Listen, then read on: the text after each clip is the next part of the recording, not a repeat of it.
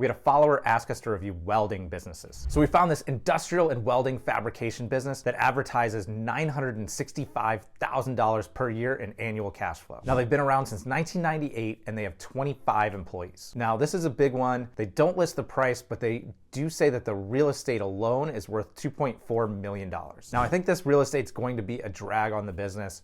They say they have 7 buildings and 26 acres of land. Now, I doubt it's necessary to have that much land or that many buildings. I'm sure this business could run on some type of cheaper real estate than $2.4 million.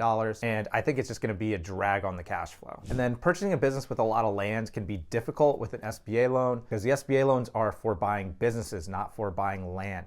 So if too much of the real estate is made up with raw land, it essentially becomes ineligible for an SBA loan. What you typically have to do is you have to carve out the land and essentially create 2 separate parcels. Although it can be possible to do a deal with a large amount of land. I mean, 26 acres is probably pretty extreme. We did one pretty recently where we got a waiver from the SBA because the business just came with a lot of excess land.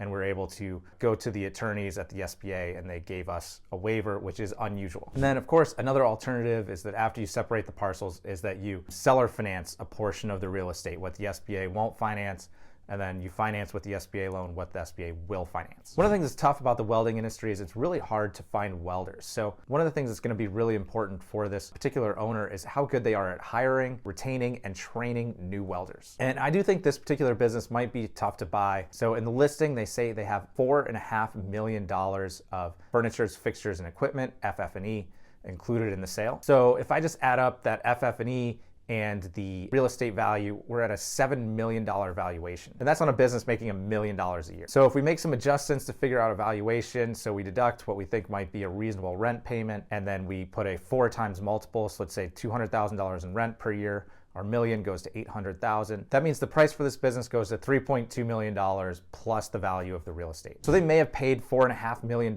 for their assets, but with the level of cash flow that they're generating, they're only worth $3.2 million. So now if the equipment truly has a $4.5 million valuation, they should probably just liquidate the business and sell off the parts. But my assumption is that that's the price they paid for it, not the market value.